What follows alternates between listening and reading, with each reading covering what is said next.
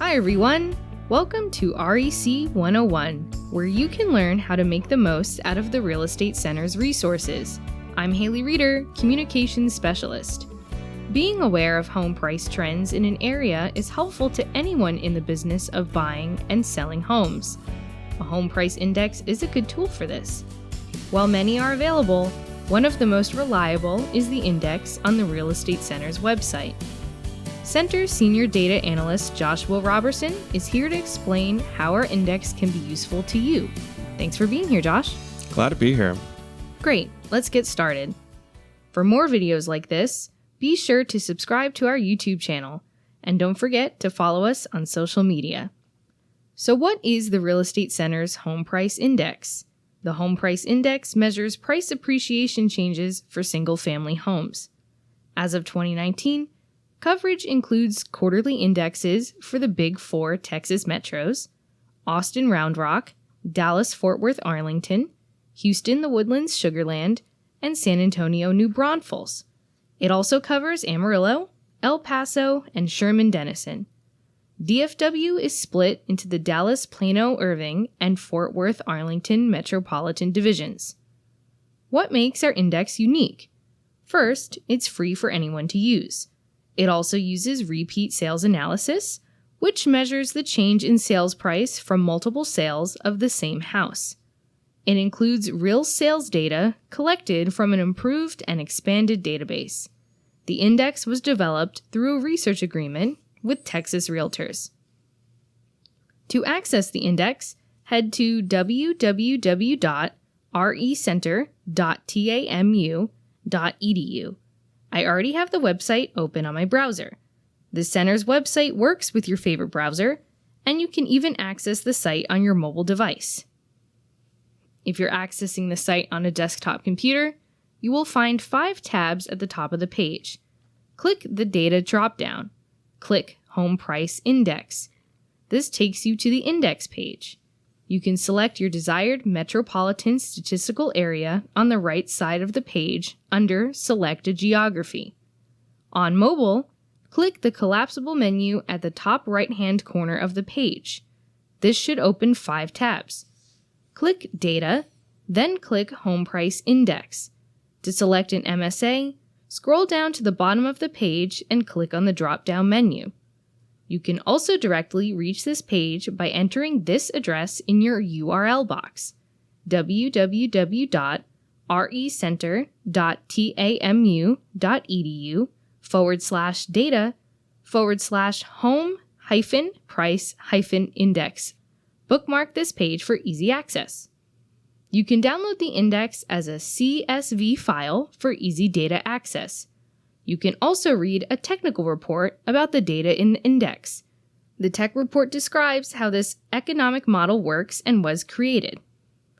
Now, Josh, what is this index useful for, and how can people use it in their real estate business? Well, the Home Price Index focuses on aggregate price changes on individual properties. This means we keep track of the same set of properties and observe how much each has grown by price, and then we aggregate this data using an economic model. Price growth for a specific property is measured as the ratio between the price when the owner sells the property versus the price when the property was bought. A growth figure is calculated by dividing sale price by purchase price. Add 100 to the percent figure to calculate the non-percent index figure. Let's look at examples of 2 sale pairs, Home A and Home B. For the sake of the demonstration, both pairs were sold most recently in the fourth quarter 2018. Both properties are located within the Houston area. Albert purchased Home A for $130,000 in, let's say, fourth quarter 2011. He later sold the property for $160,000 in fourth quarter 2018. That means over the period, the price of Home A grew by 18.51%. The center represents this growth as a non-percent figure of 118.51. Sales pair B is another example of the same method. Barbara purchased Home B for $180,000 in fourth quarter 2015. She sold the property for $203,000 3 years later in fourth quarter 2018. That means over that period, the price of Home B grew by 12.77%. The center's non-percent figure is 112.77. The economic model uses sale pairs like these ending in this period, in this case fourth quarter 2018, to estimate the market growth rate for that particular period. The purchase of the sale pair can occur anywhere in the timeline, but must have a holding period of at least 2 quarters to try to avoid short sales, flips, foreclosures, and these types of transactions that typically don't align with the overall market trend. Now that we've covered the basics of how the index is constructed, let's look at an example of how to interpret the index. So this index covers the Houston, the Woodlands, Sugarland Metropolitan Statistical Area from first quarter 2000 to fourth quarter 2018. The steepness of the line determines the speed of the price growth. Note, a dip in the line does not necessarily mean prices went down, only that the speed of price growth has most likely slowed. From the first quarter 2000 to the start of the Great Recession and second quarter 2007, growth was gradual, as shown by the moderate slope of the line. From that period up until mid-2012, price growth in the Houston MSA slows down. You can see by how the line index plateaus and even dips. Dips generally mean slowing price growth, while a plateau in the line may show no change in the pace of growth. Price growth during this period was either stagnant or simply not as strong as it was in the early 2000s. Around mid-2012, price growth really begins to take off in Houston. Look at the spacing of the data points and how steep the line is. As a reminder, the index is meant to be a useful tool to analyze price trends within the entire metropolitan statistical area. Think of it as a price barometer for the overall area. This should not be imputed for individual properties. Another thing to remember is that price growth is measured relative to the starting period. So in this case, for Houston, the base year is 2000. The highest point on the index is 168.70 in the third quarter 2018, which estimates Houston prices as a whole to be about 68.7% higher than they were in 2000. An index starting in, let's say, 2010 would look different. For some of the larger metropolitan areas, the index is available by price tiers. So far, the price tier indexes are available for Austin Round Rock, Dallas Fort Worth Arlington, and Houston the Woodlands Sugarland. Here we can see that homes categorized in the lowest third of prices when purchased have grown the most during the Houston area's latest cycle. This makes sense given the overall shortage of affordable homes throughout the state.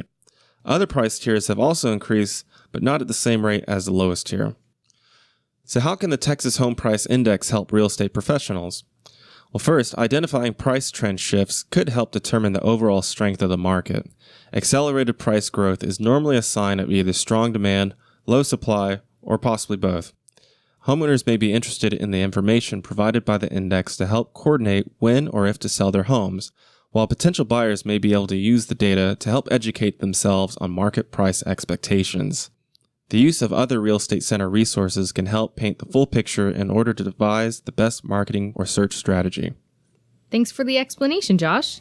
If you have any questions or comments on what you watched today, email Josh at jrobertson@mays.tamu.edu or me at hreader@mays.tamu.edu. You can also send us a message on Facebook or tweet us at TexRec, the hashtag AskTexRec. And don't forget to subscribe to the Center's YouTube channel.